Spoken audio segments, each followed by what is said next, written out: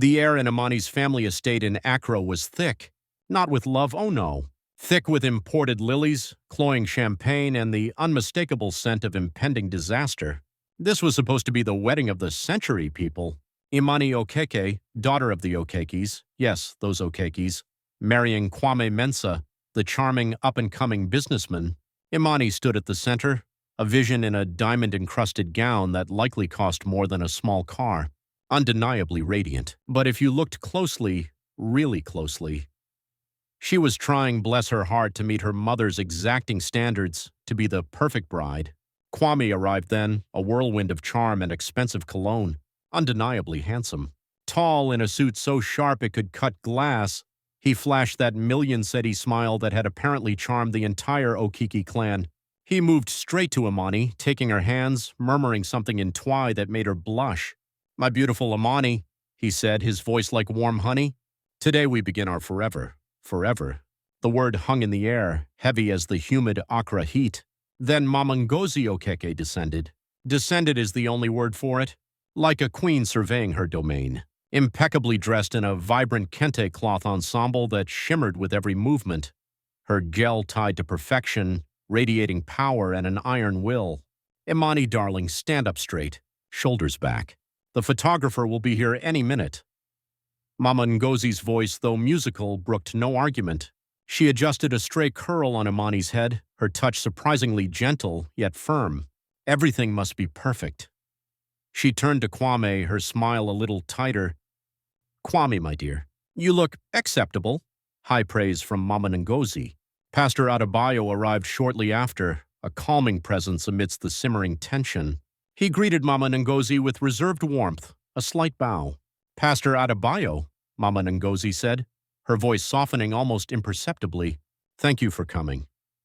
"It is my honor, Ngozi," he replied, his gaze steady. And then, like a beautifully patterned butterfly to the brightest flower, Auntie Funka fluttered in. Resplendent in a canary yellow jeel and matching lace boo-boo, her beaded handbag swinging, she was the unofficial town crier, keeper of all secrets. "Ah, Imani, my dear, you look like a princess," Auntie Funk boomed, enveloping Imani in a perfumed hug. She turned to Kwame, eyes twinkling. "And Kwame, such a fine young man. I hear your family in Kumasi is so respectable." She paused, letting the word hang. So very, very respectable. A flicker of something, unease, crossed Kwam's face, gone in an instant. Imani, however, visibly tensed. Respectable. Yes, that's what everyone said. Pastor Adebayo, standing quietly aside, observed Kwame closely. He'd seen ambitious young men before, men who would do anything to climb the social ladder. Something about Kwame's easy charm, his practiced smiles, didn't quite sit right. And then he saw it. Strange indeed for a man like Kwame to wear such a thing on his wedding day to Imani Okeke. Pastor Adebayo felt a chill. Years of ministry had taught him to trust his instincts, and his instincts screamed that something was very wrong. He excused himself quietly, pulling out his phone as he stepped onto the veranda, pre-wedding chatter fading behind him. "Yes, hello? It's Pastor Adebayo. I need your help. Find out everything you can about a man named Kwame Mensah." "Yes, the one marrying Imani Okeke. Urgently." He paused. "There's something unsettling about him." The wedding day dawned, not with a gentle Ghanaian sunrise, but with the frantic buzz of 1,000 last-minute preparations. Backstage at the opulent convention center, chosen for its capacity to hold Accra's entire high society, the air was thick with hairspray and unspoken anxieties. Aisha Muhammad moved through the chaos like a ghost. In the simple, forgettable uniform of the floral company, drab green polo shirt, ill-fitting trousers, she was invisible, just as she intended. She watched Kwame from afar as he glad-handed guests, his laughter echoing a little too loudly. Her Kwame, or the man who used to be. Jomo, Kwame's best man and oldest friend, looked like he hadn't slept in days. His expensive suit seemed to hang on him. He kept glancing nervously between Kwame and the imposing figure of Pastor Adebayo, conferring quietly with Mama Ngozi. "Kwame, are you sure about all this?" Jomo whispered, voice strained. "The pastor, he was asking questions yesterday. About things."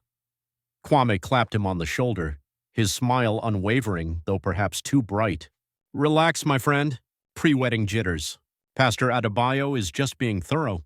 Today is for celebration. He deflected Jomo's concerns with practiced ease, but his eyes darted towards the pastor for a fleeting second. Imani, sequestered in her bridal suite, a lavish room feeling more like a gilded cage, overheard snippets of their hushed conversation as she passed the slightly ajar door. A pastor asking questions? About things. Her stomach twisted. Yesterday's unease intensified, coiling like a serpent in her gut.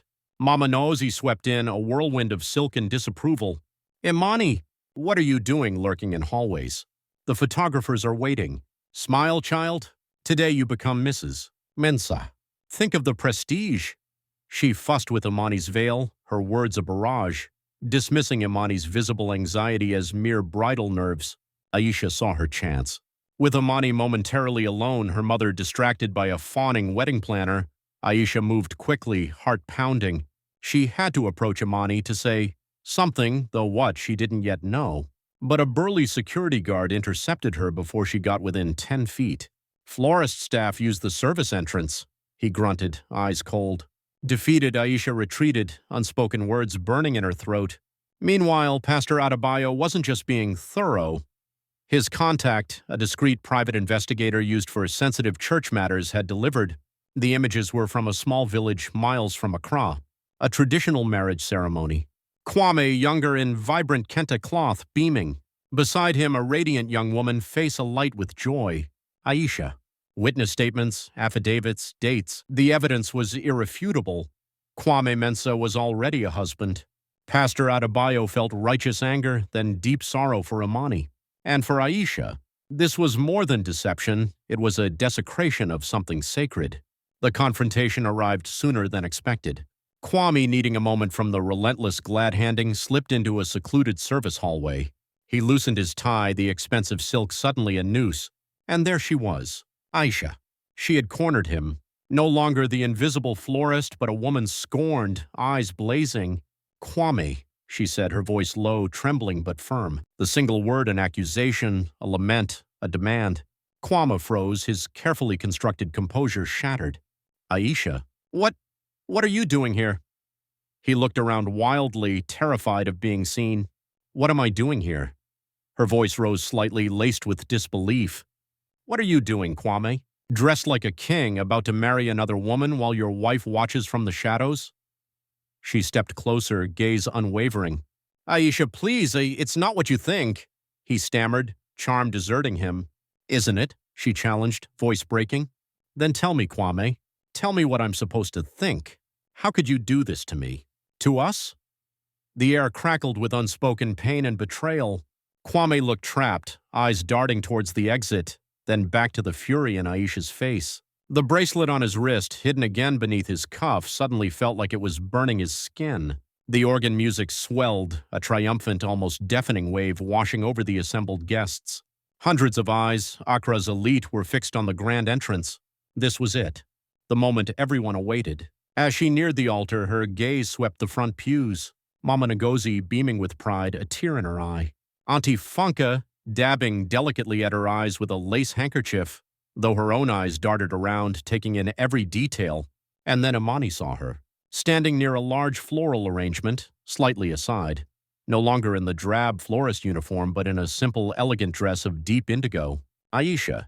Their eyes met for a fleeting second. A jolt, sharp and undeniable, passed between them. Imani's breath hitched. What was she doing here? Looking like a guest? Kwame stood at the altar, resplendent in his tailored morning suit. He smiled at Imani, wide and dazzling, but as his eyes flicked past her, catching sight of Aisha, his smile faltered for a nanosecond, a tiny crack in the perfect facade. Pastor Adebayo, robed and solemn, began the ceremony. His voice, usually warm and resonant, carried a note of gravity that unsettled some guests. He spoke of love, commitment, the sanctity of marriage. Each word seemed to hang heavy. The vows were exchanged. Imani's voice was a soft whisper, barely audible. Kwame's, by contrast, was strong, confident, almost too eager. He slipped the diamond ring onto her finger, a rock so large it was practically a paperweight. I now pronounce you husband and wife, Pastor Adebayo began, his gaze fixed on Kwame. As guests rustled, ready to applaud the expected pronouncement, the pastor paused. An eternity seemed to pass. Mama Ngozi frowned, impatience crossing her face. Kwame shifted uncomfortably. Then Pastor Adebayo's voice boomed through the silent hall, clear and unwavering, not with the traditional blessing, but with words that shattered the carefully constructed illusion. "Stop this wedding. I have evidence that this man, Kwame Mensah, is already married." Chaos. Absolute, unadulterated chaos erupted. Mama Ngozi shot to her feet, face a mask of fury. "Pastor Adebayo, what is the meaning of this outrage? How dare you?" Her voice, usually controlled, was shrill. Kwame went pale, then red, then pale again. This is a lie. Slander. How can you say such a thing, Pastor?" He feigned outrage, voice trembling, but his eyes darted around like a trapped animal. Imani stood frozen, hand flying to her mouth, eyes wide with shock and dawning horror. The beautiful, expensive ring on her finger suddenly felt like lead. Pastor Adebayo stood firm, gaze unwavering. "It is no lie, Kwame. It is the truth you have tried to conceal." He reached into his robe and produced a photograph. This photograph was taken 2 years ago at your traditional marriage ceremony to Aisha Muhammad in the village of Asamankisi. Murmurs turned into loud exclamations. Auntie Funk's jaw practically hit the floor. Guests were on their feet, craning their necks, the air thick with disbelief and scandal. "This is a misunderstanding," Kwame spluttered, grasping at straws. "A distant relative, a resemblance." But his desperate denials were cut short. A figure moved from the side of the room, stepping into the aisle, calmly, deliberately. It was Aisha. She had removed her simple headscarf, her beautiful face clear, her expression a mixture of sorrow and steely resolve. She reached the front, standing beside Pastor Adebayo, facing Kwame, facing the shocked assembly. Her voice, when she spoke, was clear and strong, carrying to every corner. "My name is Aisha Muhammad." She paused, letting her words sink in. Then, looking directly at Kwame, eyes burning into his, she delivered the final devastating blow. "And I am Kwame Mensah's wife." The wedding reception area, moments before a scene of joyous anticipation, was now a maelstrom of shocked whispers and barely concealed horror. Champagne flutes sat untouched, canapes grew cold. The magnificent 5-tiered cake, a monument to shattered dreams, seemed to mock them. Aisha stood firm, her voice, though trembling slightly, carrying the weight of her truth. 2 years ago," she began, her gaze sweeping the stunned crowd before settling on Kwame. "Kwame and I were married in my village, Asamankise, a traditional ceremony witnessed by our families, blessed by our elders." She recounted their simple life, filled with love, his promises for their future. Then his increasingly frequent trips to Accra, talk of business opportunities, the slow, insidious fade of his affection. "He told me he was building a life for us. I believed him." Her voice cracked. "I never imagined this." Jomo, Kwame's best man, looked physically ill. The weight of his complicity, his silence, was crushing. He stepped forward, face pale, voice barely a whisper. "It's true," he mumbled, words tearing from him. I knew. He was struggling. Debts. He said this marriage, it was a way out. For his family back home, too." He looked at Imani, eyes filled with apology. "I am so sorry, Imani. I should have spoken up." Mama Ngozi, however, was not interested in apologies or truths that didn't serve her narrative. Her face a mask of cold fury, her primary concern was not her daughter's broken heart, but the colossal public scandal. "This is preposterous. A plot. This woman," she spat, gesturing dismissively at Aisha, "is clearly an opportunist trying to ruin my daughter's happiness. Security, remove her." But Pastor Adebayo stepped protectively before Aisha. "Ngozi, enough. The truth has come to light. You cannot silence it." Imani, frozen, a statue carved from grief, finally moved. She turned to Kwame, her eyes, once filled with hesitant affection, now blazing with disbelief and a terrible dawning anger. "Kwame," her voice was low, dangerous. "Look at me. Tell me, is it true?" Kwame, cornered, his carefully constructed world crumbling, finally broke. The charm, arrogance, and lies fell away, leaving a desperate, frightened man. "Imani, please," he stammered, pleading. It's complicated. Yes, Aisha and we had a traditional union, but it wasn't like this. This marriage with you, it was a chance to give my family, to give us a better life. I do care for you, Imani, I swear. He reached for her hand. Imani recoiled as if burned. Care for me? Her voice was incredulous. You call this caring? This monstrous deception. The hurt in her eyes was a raw, open wound. You wanted my money, Kwame. My family's name. That's all this was ever about, wasn't it? He opened his mouth to protest, to offer more excuses, more lies. Imani didn't let him. The sound echoed through the silent hall. Sharp, decisive, a slap. Get out! Imani screamed, voice raw with pain and fury. The carefully cultivated composure, years of polite deference, shattered. Get out of my sight! You disgust me. This wedding is over. The finality in her voice was absolute.